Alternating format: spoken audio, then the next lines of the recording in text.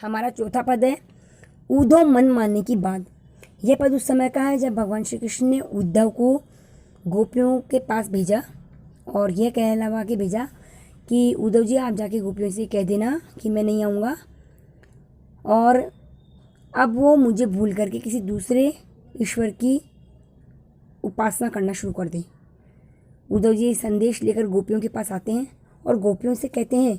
कि आप श्री कृष्ण को भूल जाएं और दूसरे भगवान की योग साधना में जुट जाएं। उस समय गोपियाँ उद्धव जी से कहती हैं कि उद्धव मन मानने की बात है। उद्धव हमारे श्री कृष्ण कैसे भी हैं, हमें अति प्रिय हैं और ये तो मन के मानने वाली बात है। और उद्धव जी को समझाने के लिए वो एक उदाहरण देती हैं कि डाख छुआरा छाड़ी अमृत फल विषकारी विषखाद, कि विष का जो एक कीड़ा होता है यदि उसको दाग दिया जाए, छुआरा दिया जाए, दाग मतलब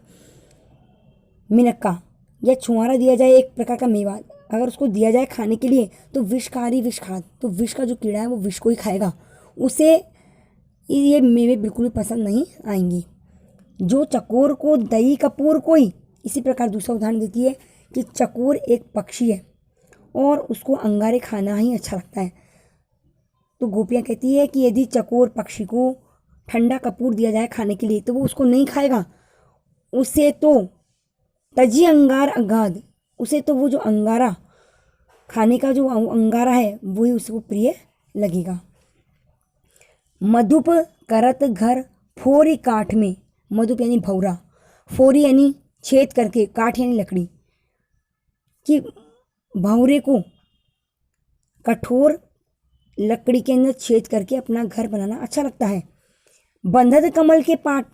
और इसी प्रकार से वो फूलों का जो रस पीता है और जब सूर्यास्त होता है कमल की पंखुड़ियाँ बंद हो जाती है तो भी वो निकलने का प्रयास नहीं करता, चला करके उस कमल की पंखुड़ियों के अंदर बंद हो जाता है। इसी प्रकार से जो पतंग हित जानी आपनो दीपक सो लपटाए, गोपियाँ कहती है कि जिस प्रकार से पतंग, पतंग का मतलब है दीपक के पास में मंडराने वाला, लो में जल जाने वाला एक कीड़ा होता है और उसको पता है कि मैं इस लो में जल जाऊंगा, उसी जलन में मेरे को भलाई है। यानी कि जो पतंग हित जानी आपनो, पतंग यानी वो जो कीड़ा होता है वो अपना हित जानकर दीपक सो लपटाए, जलते हुए दिए में लपट जाता है। सूरदास जाको मन जासो,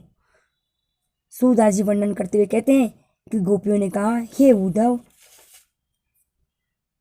जिसका मन जैसा होता है उसे वही अच्छा लगता है। अर्थात कहने का तात्पर्य यह है कि हमें भगवान श्री कृष्ण प्रिय हैं, अच्छे लगते हैं, चाहे वो चोर हैं, चाहे वो कपटी हैं, चाहे वो छली हैं, लेकिन हमारा मन तो कृष्ण से लग गया और हमें तो कृष्ण ही अच्छे लगते हैं। सूरदास जाको मन जासो सोई ताही सुहात, कि वो ही हमें सुहाते हैं, अच्छे लगते हैं। इस प्रकार से गोपियों ने उद्धव जी को समझा दिया कि जो आप कह रहे हो वो हमसे नहीं होगा कि हम कृष्ण को छोड़ के किसी दूसरे ईश्वर की उपासना करने लग जाएं, ये हमारे मन के वश की बात नहीं है, क्योंकि उद्धव मन मानने की बात, क्योंकि ये हमारा मन तो उन्हीं में रम गया है। अब देखिए इसकी जो विशेष है उसमें तो आपको बता ही दिया मैंने कि ब्रज भाषा का प्रयोग हुआ है, शैली कैसी भावना भरी, क्योंकि गोपियाँ अपनी भावनाएं प्रकट कर रही है और इसमें मतलब गोपियों ने उद्धव जी को पूरी बात को विस्तार से समझा दिया।